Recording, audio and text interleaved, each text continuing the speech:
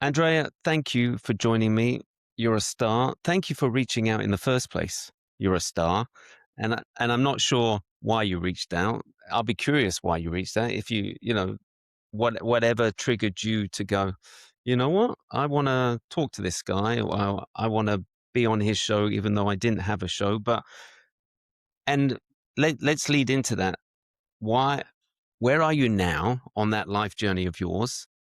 And yes, why did you reach out? So, my team reached out. I didn't personally, so that's a bit Okay, embarrassing.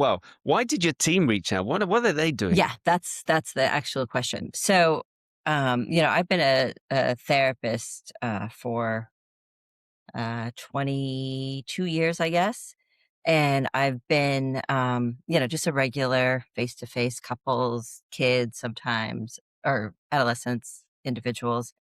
And then, the pandemic hit and everything in the whole world changed with, being on Zoom all the time. I was already doing a bit of Zoom sessions because I have a bunch of people in Europe and in other places. But my practice went from like 24 people on a really good week to like 35 people. And it just was like old people were coming back, like old client. It just, everything kept happening. And so I kept thinking like, "Oh my god, these couples are hating each other. They're drinking too much, they're screaming at each other, their kids are driving them crazy." Because 'Cause I'm, like, in that same thing, my husband is I would just hear myself being like, "Shut up." The kid it's like everything was just destroyed, or not Mm, destroyed, it's like unraveling, I guess. And I said to myself, I'm like, "Look, I know so many things, so many little things, like ideas that people can try on that would shift how they take care of the dishes, how they shift their tone when they're asking for something, giving them permission to ask for something." And so I decided, I'm like, "Oh, I'm gonna create a newsletter that is for couples to give them little, like, free little tidbits because I can't work with another person. I will just die." Like, it'll be just too many people, but people need support. Like, I just felt this overwhelming, um, impulse to, like, just support people, and help them just calm their nervous systems, help the mhm, communication in their families improve. So that started, back in I think my first newsletter went out in February of 2021. So I kind of have been doing that. Then I thought, like, well, what if I do some group coaching for couples, which is really powerful because you and your wife, or even just you, get to hear how somebody else is navigating the dishes in their relationship. Like, it makes you feel less alone, and then you're able to hear, oh, that's what my husband's been navigating. mm, Oh, it's like you're not hearing it from him, so you're not taking it personally, but you're hearing like, oh, this is what's happening. And so much started to shift and change. And so I met this filmmaker, videographer guy, and I said, I'd like to create a 59-second video that I could put out there that's like an ad for people to sign up for my newsletter. That's the only thing I wanted to do. Well, this guy took me on this journey where we started filming, these reels and short ones, long ones. He helped me create my courses in a digital format, and I think I have two paid courses out there and a couple of free ones out there. And so it just started happening, like this momentum started happening. And so then my team and I were like, well, how can I reach more people?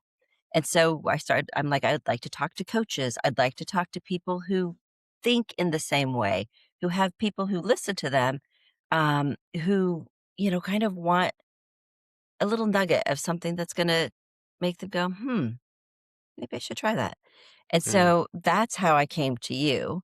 My team was like, oh, he looks like a good guy. He fits all your criteria. And then they reached out and you said, yeah, I'd like to talk to Andrea. Absolutely, and I'm glad I did. And Me too. I'm there's a few things that I want to touch on what you said is, Is it a common thing about the dishes? I see you repeat about the dishes. Is that a big, headache for a lot of couples? It Or is it depends, but it's like something small and insignificant, like the dishes, is Mm, a big thing for couples. So for some couples, it might be the dishes. For some others, it might be getting out the door on time. For other couples, it might be um, responding to a text message. Right? It's like every couple has their own little mhm. dance that they do. But you and I were just talking about how we resist, and so we were talking about dishes in that way, so Yeah.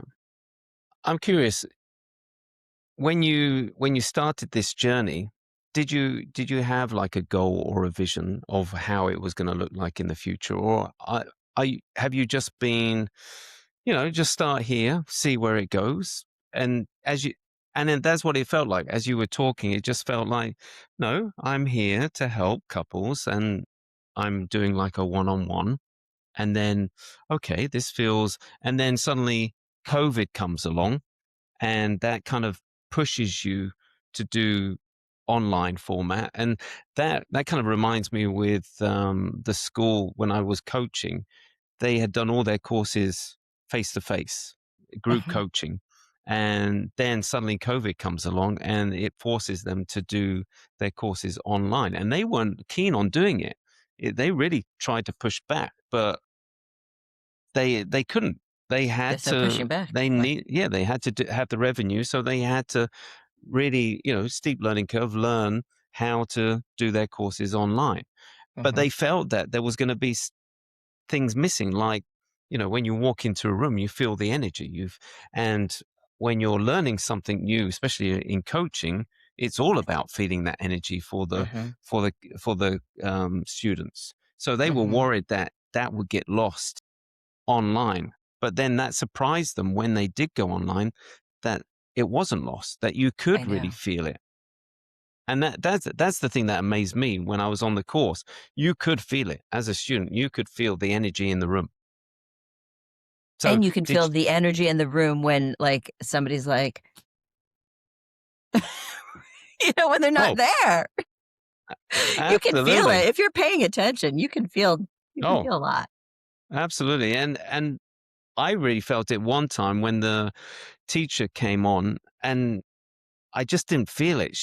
There was something wrong, and it affected the whole class. And I asked at the end of the class, I asked the class, "Did you feel that?" And they went, "Yeah, it wasn't there." Normally, you feel, And so, we're Stefan, why didn't you, at the beginning of the class, when you felt it, ask the teacher and say like, "Hey, something's off here. What's going on with you?" hey, I wasn't really, I'm a student and I'm still learning about my intuition. I never knew I had intuition before. Well, I probably on the outside thought, oh, that's a bit weird or whatever, but never really tapped into it. And it was the coaching course that really tapped into my intuition. It really tapped into feeling, tuning into what it feels like, why I'm feeling like that, and understanding what, not skills, what kind of, no, what do you call it? It's not skills, it's senses that I had ignored. Information. Information, absolutely, and listening with my heart. Yeah, I'd never Yeah. done that. My ego had always been in charge. My programming from parent school, blah blah blah, had literally ran my life. And somewhere was my true self, and that only came out when I discovered coaching and I went on that course. I'm so touched that you found that.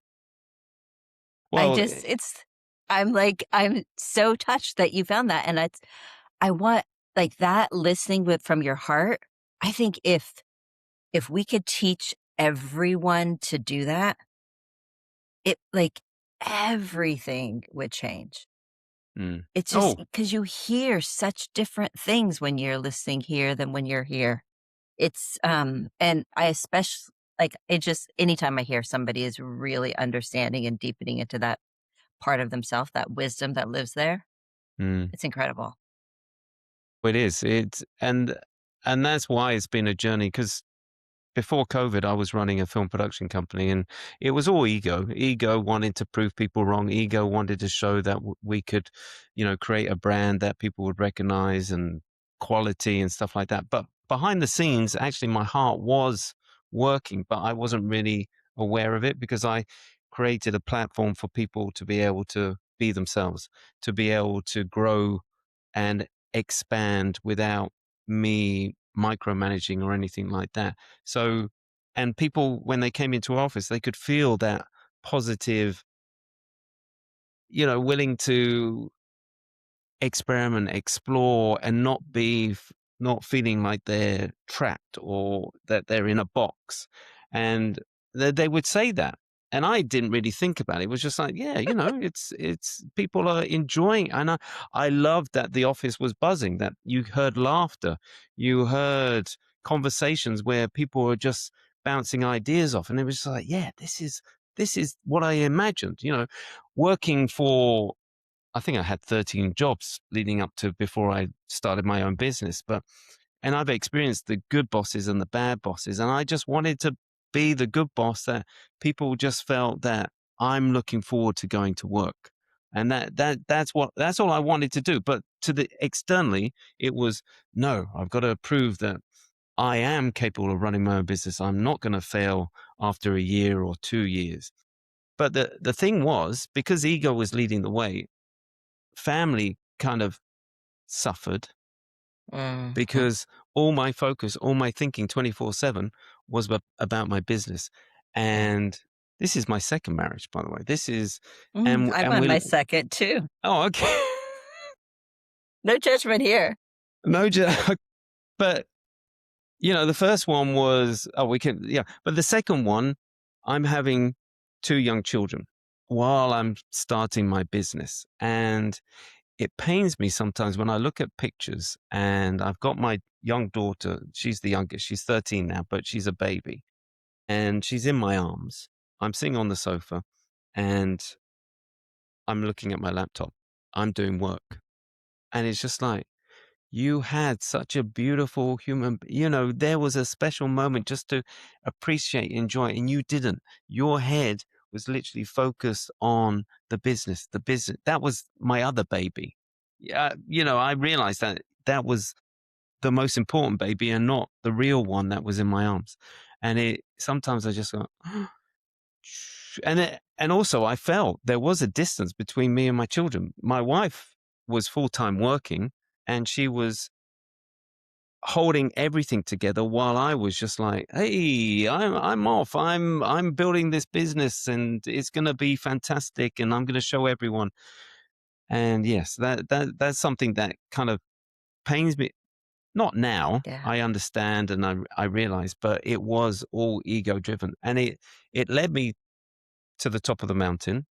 I had that goal and I reached it after 9 years. I got there and then I got to the top of the mountain and it was just like, is this it? It's a bit boring, because I'd done all the work and I built everything. And then you get to the top of the mountain and it's just like, it's not actually, this is not what I envisioned, not what I wanted to feel. And also I left my family behind as well. There was times where my wife was screaming at me and, Yeah. because anytime, also she would tell me, leave the laptop at the front door. I'm not having you on the laptop. I'm not having you on the phone. I want you because she knew when she Yeah. was talking to me, my head was somewhere else. And she knew that she didn't have that. And all I was thinking is, you don't understand. You Right. don't understand. I need to work on this 24/7 to make it a success. So the reason why I'm saying this is because when after COVID and I found myself at the bottom of the mountain in a deep dark hole of depression, my ego was nowhere to be found. Nowhere to be found. And something inside of me said, look, think about what you created. You weren't into film production. You never were. You just wanted to build a business. Your ego wanted to build a business. But think about what you created within that business about helping people. Now, that's what you're good at. Go and learn the tools to really help and support people. And I'd always watched friends that had started coaching, but always went, "Pff, coaching. What is coaching?" Because I had experienced it a couple of times. What, you're just asking people questions? How is that helping people?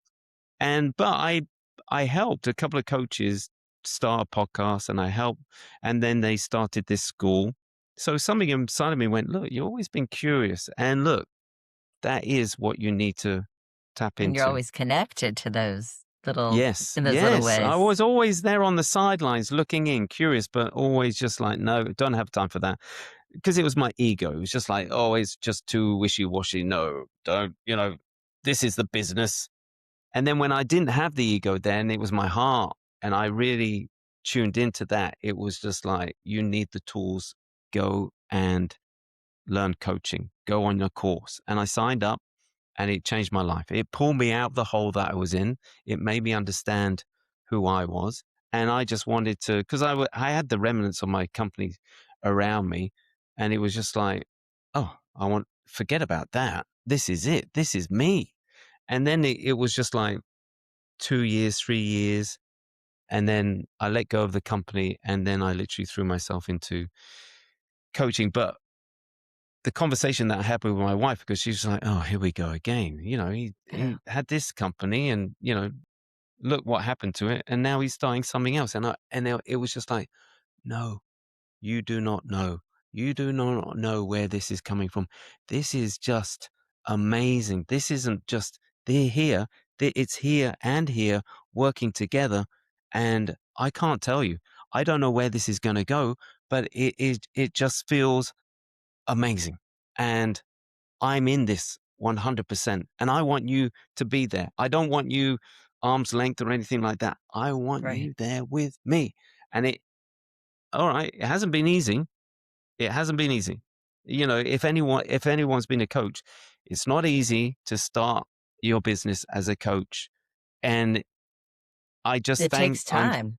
it takes time. Oh, takes time. But it's funny when look, I should be interviewing you, and I'm giving you, but it's just funny how when I started my business with ego, I made a lot of noise. I put us out there. And I thought I would do the same with the coaching.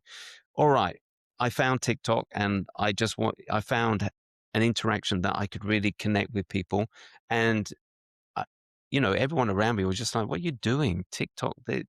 You're wasting your time. It's full of teenagers, and they're just dancing, and they're just, music. They're not interested in what you've got to offer." And I go, hold on, there's about 5 billion people on TikTok. There's got to be some people that, I can connect with.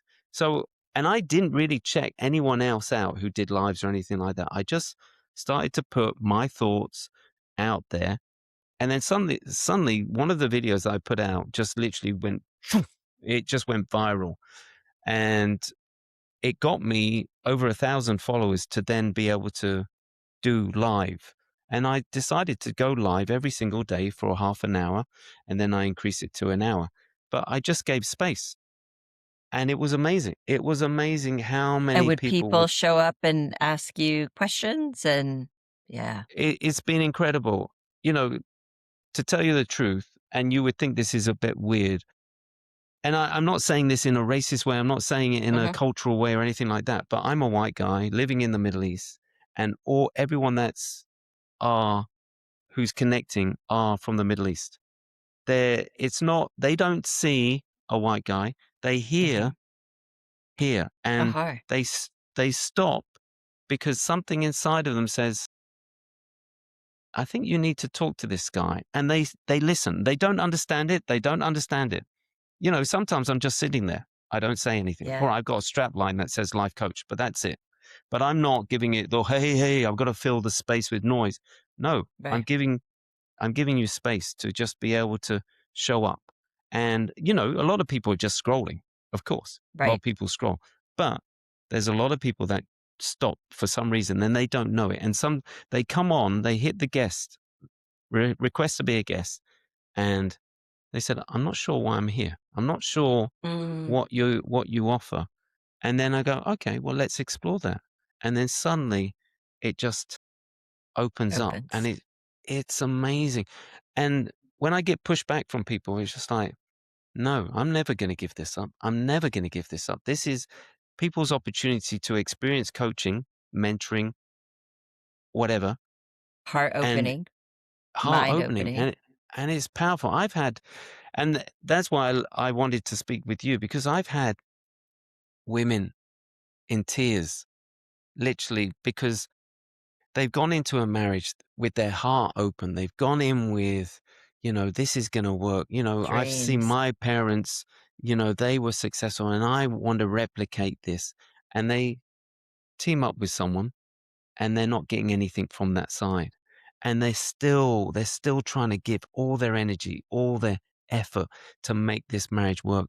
And they just get to a breaking point. They get to a burnout stage where it's just like, I can't do this anymore. I cannot do it. I've done everything. I've tried everything to make this work. And he just goes to work. He comes back. He doesn't communicate with the children. He doesn't help. He just sits there and expects everything to be done for him. And Yeah, I've lived here for 20 years, so I know what the culture is like. I know right, expectations. I know the pressure from family, friends, expectations, because no, the man does what he's meant to do and the woman does what right. they have to do. So when you get a woman coming on who's literally on her knees and just saying, I can't live like this anymore. It's just like, because you give them the space, because no one's willing to listen to them around them. No one's willing to support because of the cultural, the expectations, Right. etc., etc. And it's just when they connect with me and I just give them the space, it's just like, just for them to be able to put it out on the table Yeah. is Incredible. incredible, because now they can hear what's been going on in their head. A lot of the time, I don't need to say anything, because when they put it out on the table, they're hearing themselves and they're going, "Yeah, why?" Ah, They're answering their own questions a lot of the time, always. Oh, and usually always. absolutely. And I don't guide them. I don't advise them, because I'm not a marriage counselor. I give back what I can hear. So Yeah. I'm reflecting back what I'm hearing, what I'm feeling. And then when they hear that, it's just like, wow, now I Yeah. know what I need Something to do. opens up. Mhm. It opens up, and they hear this, and then they're like, now I know. What And I then they come back. love what I love about what you're saying is you're giving people an opportunity to just voice that inside voice that they're Absolutely. afraid to listen to, and you're helping them connect to their heart, and that's incredible. It is. It's and we spoke about editing before we started, Mhm. but I catch myself sometimes, and when I listen to myself, it's just like, who is that guy? Who I don't recognize him, because it's all coming from here. There's no agenda. There's no, like when I was leading with my ego with the company, there was always an agenda. There was always, who am I talking to? What's the angle? How can I get them as a client, etc., etc. But when you're coming from your heart, there's no agenda, 100%. and you don't know who's going to show up, and you don't know what's going to come up based on It's what this wants to translate, or what this wants to communicate. And there's no, yeah, go on. I was just gonna say, I my newsletter is exactly that same way. I physically type it up, but it doesn't actually I'm not the one who's writing it. It No. literally feels like I'm not gonna say a transmission from God, but it feels like a transmission from something, somewhere. Yeah. It's I take in all of this information every day, but it's that same place of like something comes through my fingers onto the keyboard that isn't necessarily Andrea writing this, and it Mm. sounds exactly what you're saying, like, Stefan is there listening, and there's a it truly is. It feels like soul work that you're doing, that it is the soul Absolutely. that's responding, that's listening. Yeah. It is. And that's what I tell people. When you give people the space, because a lot of people come and they say, "Oh, I'm trying to convince, or I'm trying to uh, push this person, Change. whatever." No, just, yeah, change. You can't change anyone. All you can do is just be there. Just give them the space that they know that you're there and that they're listened to. They don't Yeah, need anyone judging them. They don't need anyone prodding them or pushing them, whatever, because you're not there. You're not going through what they're going through. You're only seeing it from the side. So just give them space. yeah. Don't say anything. When they're ready, they will say what they feel or what they're going through. But you're not going to decide when the right time is. They will decide that when the right time is. I always like to remind, um, people that are in relationships like that, that there is, always a leader, and often it's the leader who notices, like, things are not going well, and as the leader, you put yourself in the position of having to kind of rise above, um, what people are, what your husband is saying, how they're responding to you. You always have a choice in there. And when people kind of start understanding their own power that they have in not changing that person, but changing how they respond to that person, when they shift that perspective, A, they feel so much better, so much more powerful. But B, the whole system changes. Mm. The husband starts going like, "Oh, what's what did you just say?" Right? Or right, and it changes everything, and so I love what you're saying about giving people the space to hear that, and the next step really would be to empower people to recognize that if they're coming to you with this heartache and this issue, they're actually probably the leader in their family. Mm. Even Oh, if, the cultural, dynamics that are there. They don't have the same power, as a woman versus as a man. Um, they still have this leadership inside of them that can choose how to respond differently. And um, I get so excited when people start recognizing that piece. And I was thinking absolutely. Yeah. earlier what you were saying about your wife saying, like, I don't know about this thing. What are you doing? I was curious, like, when you became a coach, what happened to your relationships with your children, with your wife? Amazing. Amazing. Because you're right. You start looking at yourself. You start looking at how you have been showing up all along. And it's even when you're arguing with your wife, you start notice the patterns. You start notice the cycles of things. And because now you're monitoring everything that's happening inside. You're monitoring the triggers Observing. that observing, absolutely. Mhm. And that really was a slap in my face the first time that I didn't respond to whatever she was trying to trigger on me.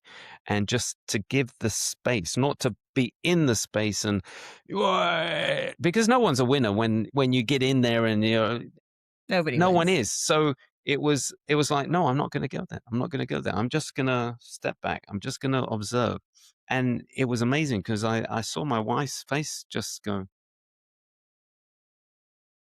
yeah, hold on, And you're you not weren't, like, shutting down and no, disconnecting. no, You no, were there full-hearted, observing the dynamics, absolutely.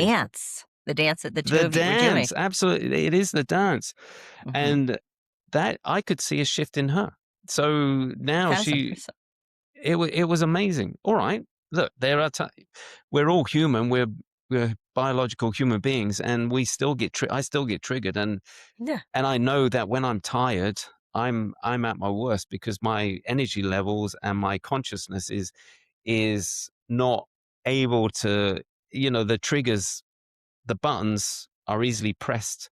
And that was another thing. It was with my children was the fact that they would laugh at me. Even my first two that I had with my previous wife, they would laugh when they're all together going, one, don't talk to dad after 7 o'clock because he is just, his patience is this. And he becomes this monster. And also, anytime that they've learned to ride a bike or learned something where dad had to be with them, I didn't have the patience. I would literally Mm. explode. It was just like, what are you doing? This is crazy. Literally, my oldest remembers he was trying to learn to ride a bike, and we were riding around this lake, and he just wasn't listening. And I just got Oh. frustrated and he fell off and I was ready to throw the bike in the lake. That's how bad I used to be. Oh. So, but listening to those stories, but they're laughing about it now, but it was just like, I don't want to be remembered for, for those outbursts. And I have the power to change this.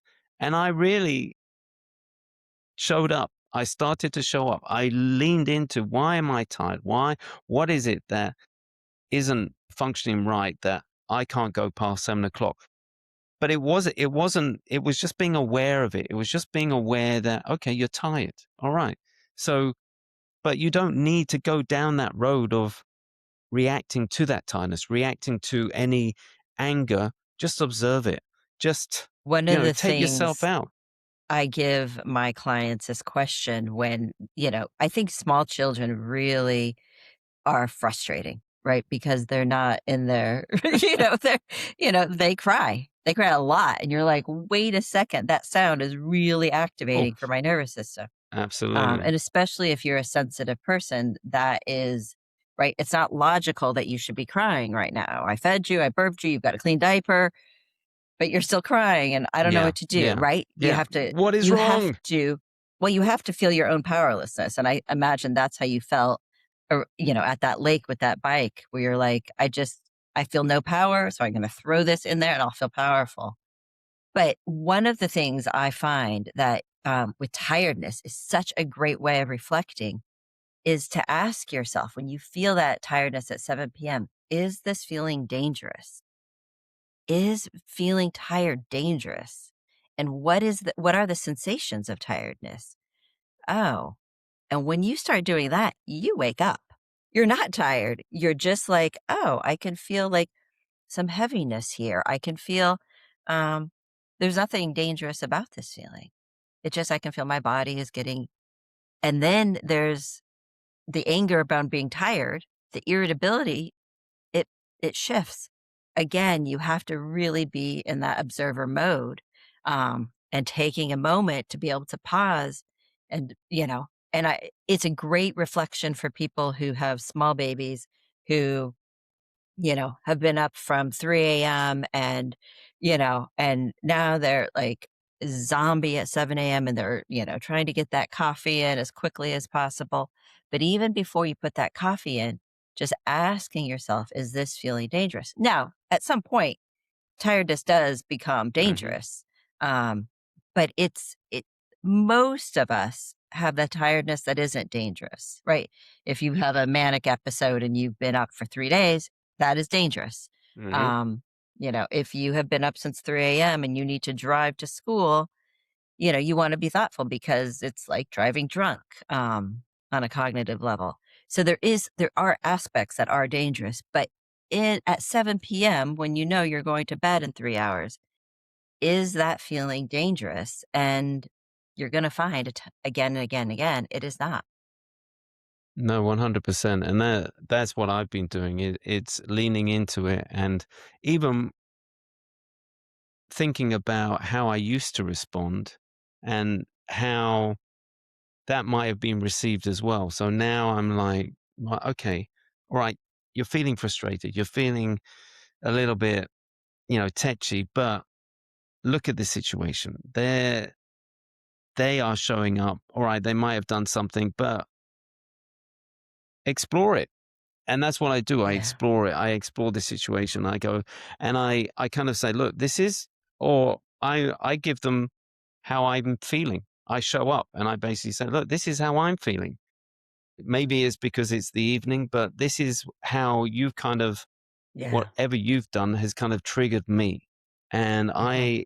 I could respond in literally throwing your computer out the window, which maybe I've done in the past. But No, no. I'm not gonna go there. I'm not gonna go there. You're not gonna trigger Mhm. me. I know it.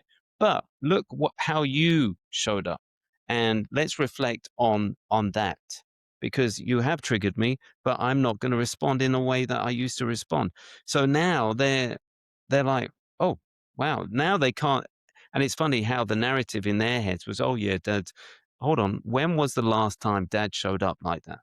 And then they think about, "Oh, yeah, you're right. Yeah, it's been quite some time." Yeah, it has, And because what's dad is I working think on what's himself. important for men, but women as well, to recognize is so often when people are feeling depressed, not maybe clinically depressed, but, on that kind of low level blue kind of stressed, Mhm, the way of boosting your hormones is by getting angry, right? You have adrenaline, you've got dopamine, you feel that sense of power.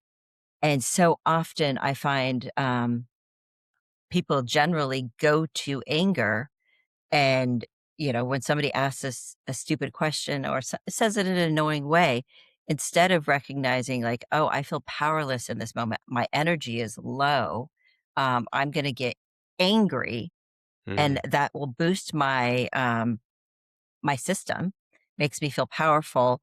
But what it does to the relationship is destructive and hurtful. I was imagining your father probably had something very similar that he modeled for you. But yeah, you're right. Yes, he never wanted me around. Anytime, and little Stefan wanted to help when dad was doing some odd jobs, but he would get frustrated because he wasn't an odd job man. He was a bank manager and, academic type character. So anytime that he had to do a job, he was going in there frustrated, just like already tense. And little Stefan wanted to help. Dad, come on, I can help you. I can make it easier for you so you're not stressed. Let's do this job together, even though Yeah, didn't have a clue what to do. But he didn't have the patience to go through it all because he was just literally, "Ugh." And then anytime that he might hurt himself or anything, go, yeah. So yes, there was that. And then also, when I was in my teens, he then got diagnosed with a rare disease that he caught from the hospital. So then he literally, and he wasn't a person, he wasn't brought up to express his feelings no. of his true feelings. So, and I think that also didn't help because the disease literally attacked his weakness, but it was called MRSA, and literally Mhm. attacked his Ah, autoimmune system. And I there was a point as I'm on this journey of life, I could see it was just like, Dad, you have to let things out. You can't hold it in. No one knew what he was going through. All right, and as you say, he would get first. angry. He would release that anger at times because of all he would hold it, and then he couldn't hold it, and then literally let it out. But if he had let us walk beside him, if he had let us feel what he was feeling, etc. I'm sure that journey would have been better, but he wouldn't. He would literally not express himself. Where my mum, because my dad was brought up, you know, Mhm. children should be, what is it, seen but not Sane. heard. Mhm. Yeah, that's what and he had three other brothers as well. So, but my mum, on the other hand, she's from Scandinavia, and it was all huggy, huggy, express yourself, and yeah, tell us how you're feeling, etc. And dad wasn't. So, two opposites attract, and mum was the rock for him, Yeah, but he didn't express himself, and just yeah. that just let the disease. He got to his 80s, but it was amazing when he died, and that, I haven't seen I haven't seen a dead body, but when I saw my dad when he died, it was just it was like a mummy. It was looking at like a mummy. It was like whatever life he had left, literally the fight that he had, because he was determined not to let it win. but he would always just go to the hospital. He would never look at any alternative therapy or, whatever. And that frustrated me as well because I've always been drawn to that side of things because I saw my dad go through biopsies and medicine and how medicine literally didn't help. All right, so it suppressed the disease, but it didn't cure it. And with that, it just did other things. So it was just like, I never want to be in that position. So I've always been conscious of my health. But so, yeah, when he died, it was just like, oh my God, that he is just skin and bones. But he wasn't when there was life in him, which Yeah, was crazy. And it's yeah, amazing. it is A amazing. few I don't know how long it's been, but it's been a bit. I recognized, the work I'm doing with couples. They're my people, they're my clients, are the people who pay me, but who my true clients are the little Stefans, are their children. Um, Mm, because I have the sense of like, if I can help this couple have a different kind of dynamic in their marriage, a different way of communicating, a different way of relating with each other and within their family, that next generation does it differently. And then the generation after that, and people start actually waking up and emotionally maturing and are able to make that connection with themselves first and foremost, their spouse, and then their children. And, I think about your dad, like, oh, breaks my heart thinking how much he was holding in, how much mm, emotional poison he was holding inside of himself. And then, he would let it out in this, loud, um, scary, painful way, yeah, um, but never able to really have that self-reflection. And I can imagine, every parent I talk to who loses their cool, myself included, you sort of start hating yourself in a moment. You're like, "Ugh, I am the worst mother. I'm the worst father." I'm not sure that generation if fathers would have said I'm the worst father, but just there is a sense of like, that wasn't my best self. And that just, it's poison that just keeps recirculating and recirculating. and And that's what I remind myself. I don't want to go there because I don't like myself after whatever I do, the anger, the monster that I become. I don't like him. I don't want to be him, and I'm not going to let him out. So I'll do anything to. well, I'm going to pause you there because, that monster inside of you is also part of you. And that monster actually needs some tenderness, some love, some compassion, truly. Just like your dad needed a whole bunch of compassion for himself, never received. But I really find it's actually even worse to, be mean to yourself after you've just lost your cool. True. So it's like kind of wrapping your arms around that young kid, that father figure who actually lost their cool and being like, "You lost your cool. It's okay. I'm right here." Mm. And then you go and connect to your kid and be like, "I lost my cool, and that I regret that, and I bet that was scary for you. I'm really working on that. But tell me Mm. how that was for you." Right? Like, it your dad could never have done none of our dads could have done that. Um, No, true. but but I also don't want you to be so hard on yourself when you do lose your cool, because like you said, we're human. We're all human Mm. walking around doing the best we can in any given moment, even if the best is awful. Very true.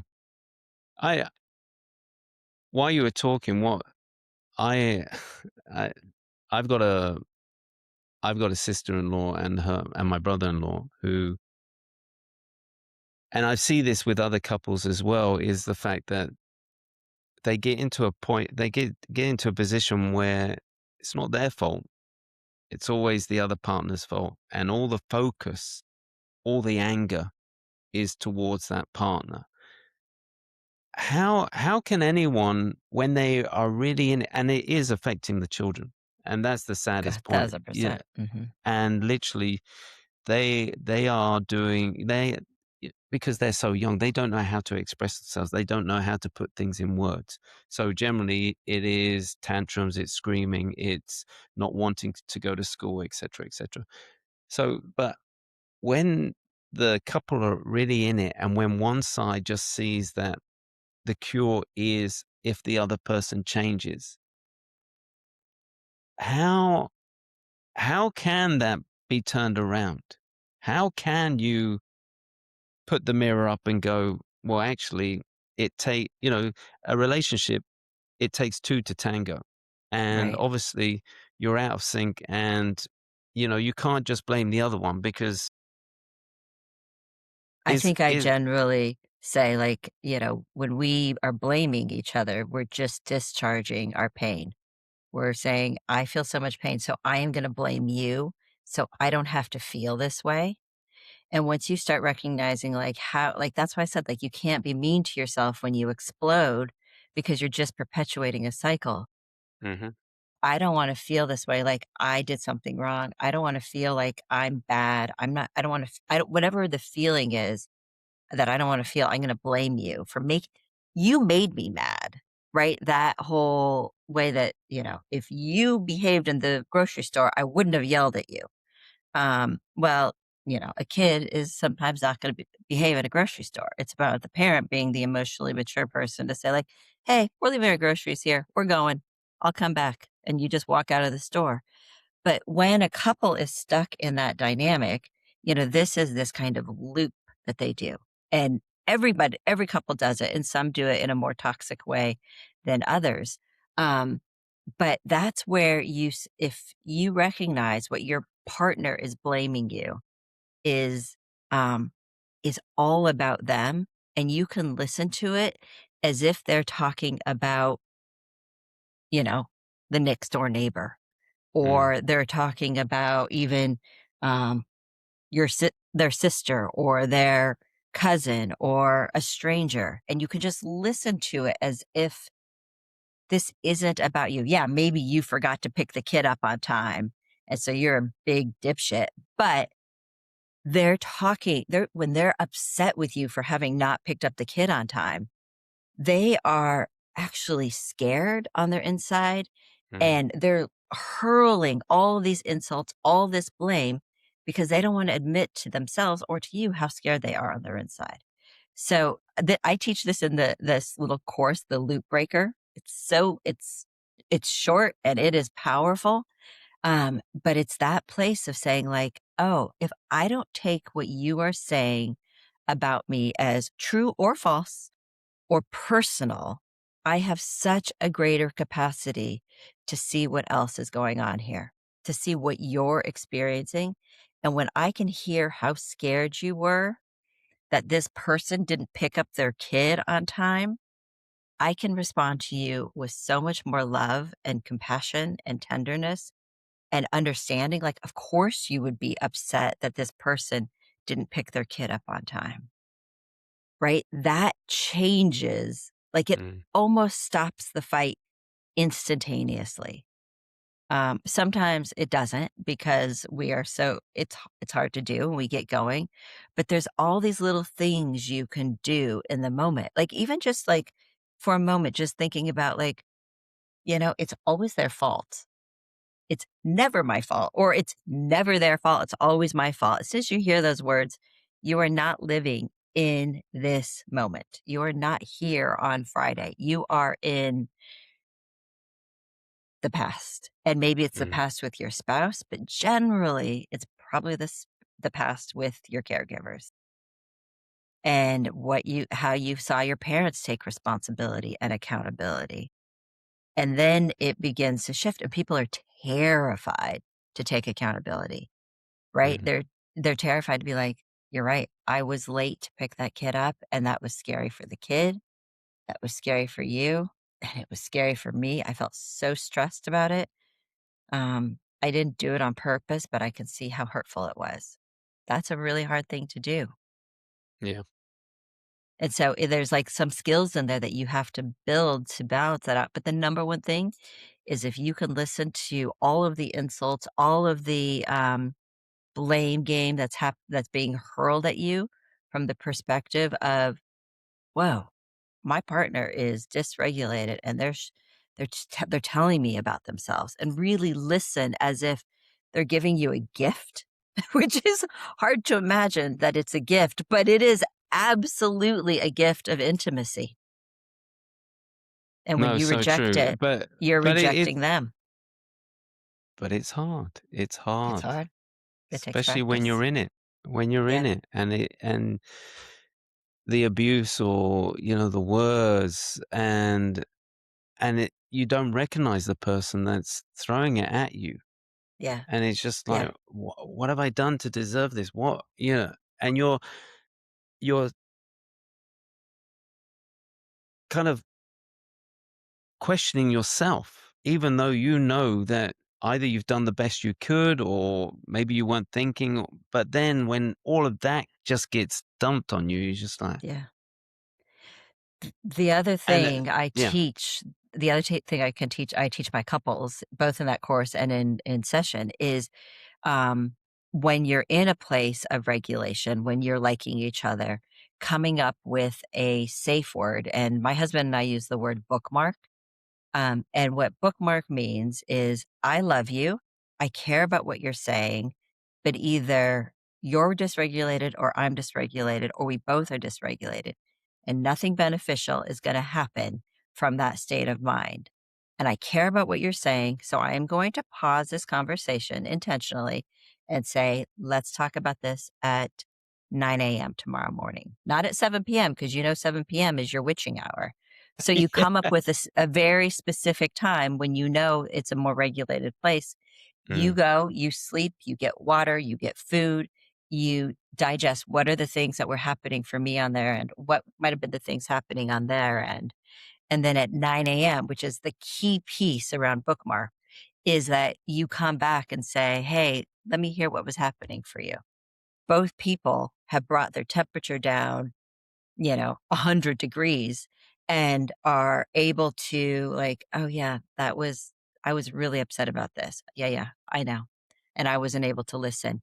But when you come up with that word and you know that it means I love you and I care about what you have to say, and I wanna do it at a time when both of us can hear each other, it is again, revolutionary. That's when you're able to not, then maybe that's the first step. And then the second step is to recognize, like, oh, what they were, shouting at me isn't personal.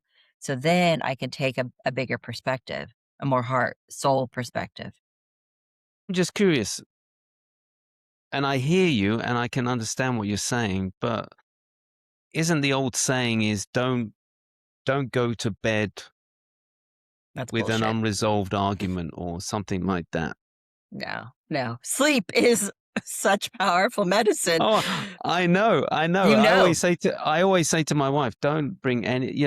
Why are you bringing it up now? You know that this is not the best time, and let's revisit it tomorrow, because I'm not in the right state of mind. I'm tired. I'm at my lowest, etc., etc." And even now, she's taken on that mantra in regards to how, if something's annoying her, she go, "I'm tired."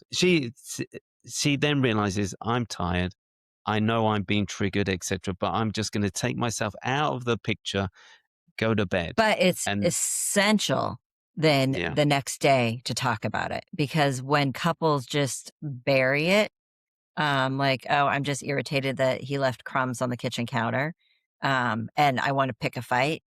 yeah, It's you think that's not a big deal, and that's stupid, but yeah, really, what happens if there's wisdom of saying like, "Oh, I'm really tired, let's just go to bed." But then the next morning say, "Hey, last night I just got really frustrated that you left these crumbs on the kitchen counter. I think I felt disrespected. I just cleaned the kitchen and there those crumbs were. Would you be more mindful about cleaning up after yourself when the kitchen is clean?" Right? And then you're like, "Oh, sweetheart, absolutely. mm. I don't know why I didn't do that, but yes, thank you for bringing that to my attention. I absolutely will."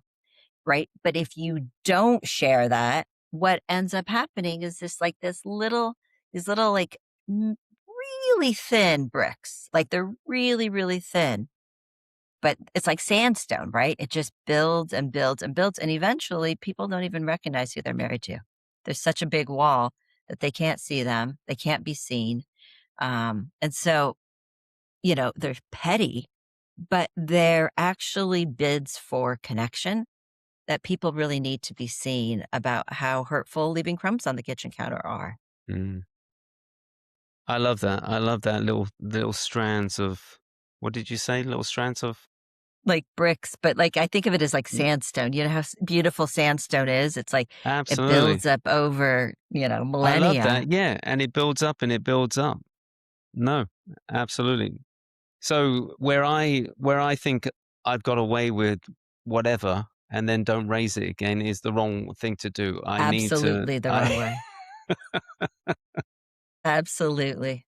Andrea, this has been an amazing conversation, and I I know. can I definitely feel there's going to be a part two because I could I would explore love so that. much, and I love to do that.